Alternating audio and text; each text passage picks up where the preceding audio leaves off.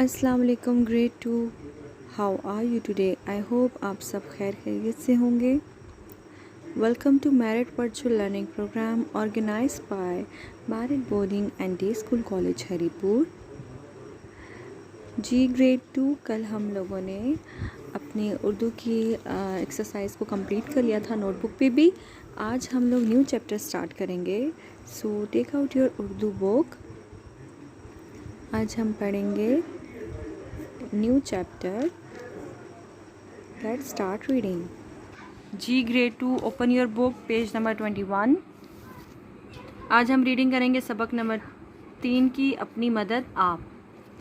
आपने पेज इस तरीके से प्रिपेयर करना है। रीडिंग से पहले जैसे हम करते हैं, डे लिखें मंगल, जमात का काम, और डेट लिखें 25 मई। अपनी मदद आप। एक दफ़ा एक मुर्गी ने घइयों के खेत में अंडे दिए।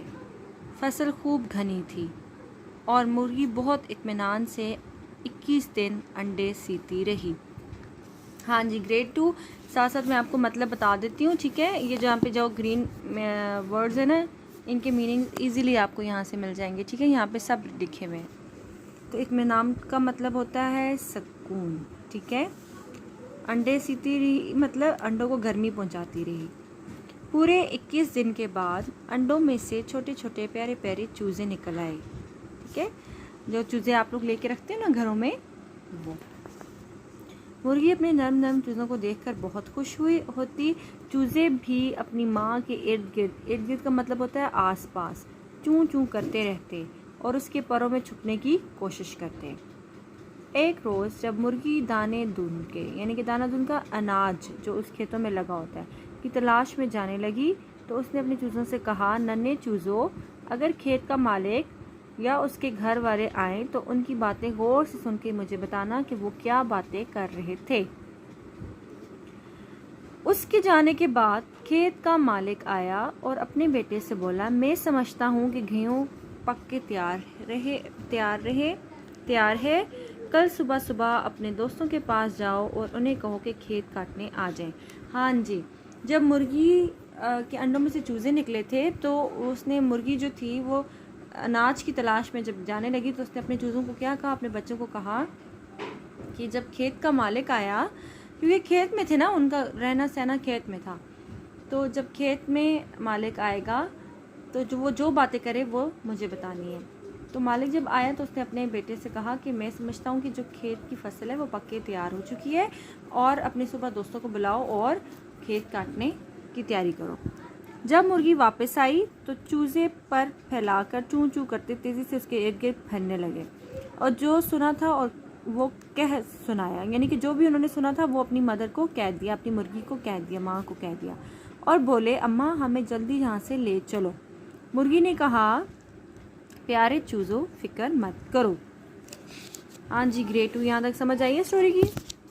अब हम नेक्स्ट पेज पे चलते हैं।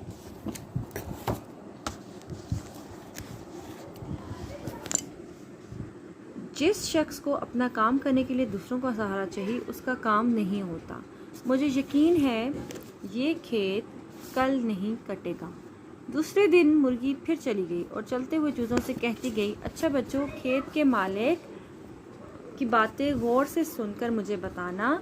कुछ देर के बाद खेत का मालिक आया और बहुत देर तक बेटों के दोस्तों का रास्ता दिखता रहा, लेकिन वहाँ कोई भी ना आया। जब धूप तेज़ हुई तो अपने बेटे से बोला, तुम्हारे दोस्तों का कोई भरोसा नहीं, यानी कि कोई यकीन नहीं उनका कि वो आएंगे भी कि नहीं। बेहतर है कल अपने तमाम रिश्तेदारों को बुलाया जाए ताकि फसल काटी जा सके। जी ग्रेड 2, जो माँ ने बात की थी ना, वो कहीं हद तक ठीक थी, ठीक है। वो दोस्तों पे रिलाई कर रहे थे कि दोस्त आएंगे तो फसल कटेगी, जबकि ऐसा नहीं हुआ। ये बात सुनकर चूज़े सहम गए मतलब डर गए, और जैसे ही मुर्गी वापस आई चूं चूं करते उछलने लगे और सारी बात बता दी। ये सुनकर मुर्गी बोली, तुम परेशान मत हो, ऐसा कुछ होने वाला नहीं। रात हुई तो चूज़े अपनी माँ के गर्म गर्म परों में घुसकर सो गए। अगले दिन जब मुर्गी चूज़ों को छोड़कर जाने लगी तो चूज़े खुद ही बोले, अम्मा हम खेत के मालिक की बातें गौर से सुने। हाँ, बहुत गौर से, और फिर मुझे बताना। कुछ देर बाद खेत का मालिक वहां पहुंच गया और बहुत देर तक अपने रिश्तेदारों का इंतज़ार करता रहा। उनका दूर दूर तक कोई नामो निशान नहीं था, यानी कि वो लोग आए ही नहीं।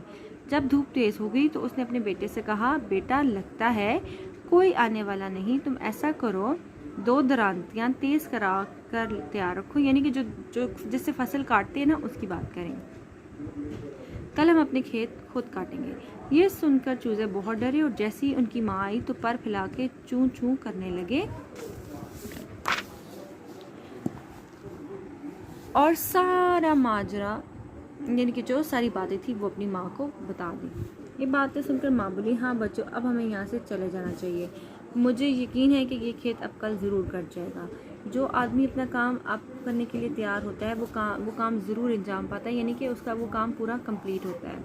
ये कहकर वो इसी वक्त अपनी चूज़ों को वहाँ से लेकर दूसरी जगह चली गई। दूसरे दिन सुबह इस वक्त खेत का मालिक आया, अपने बेटे के साथ मिलकर खेत काटने लगा। इन्हें काम करता देखकर उनके कुछ दोस्त और रिश्तेदार भी उनकी मदद को पहुंचे। शाम तक सबने मिलकर सारा खेत काट दिया। मुर्गी तो पहले अपने बच्चों को लेकर वहाँ चली गई थी। जी ग्रेड 2 आपने इस चैप्टर की पूरी रीडिंग करनी है, ठीक है, और आखिर में यहाँ पे डेट डालनी है जैसे हम लोग हमेशा से डालते आए हैं, ठीक है। ये देखिए मुर्गी अपने बच्चों को लेकर जा रही है। मैं आपको इसकी स्टोरी का मोरल बताती हूँ। हमने इस स्टोरी से क्या सीखा है? हमने इस स्टोरी से ये सीखा है कि हमें अपना काम खुद करना चाहिए। जब तक हम अपना काम खुद नहीं करेंगे कोई दूसरा हमारे लिए आके कभी भी नहीं करेगा, ठीक है। हमेशा अपना काम खुद करें।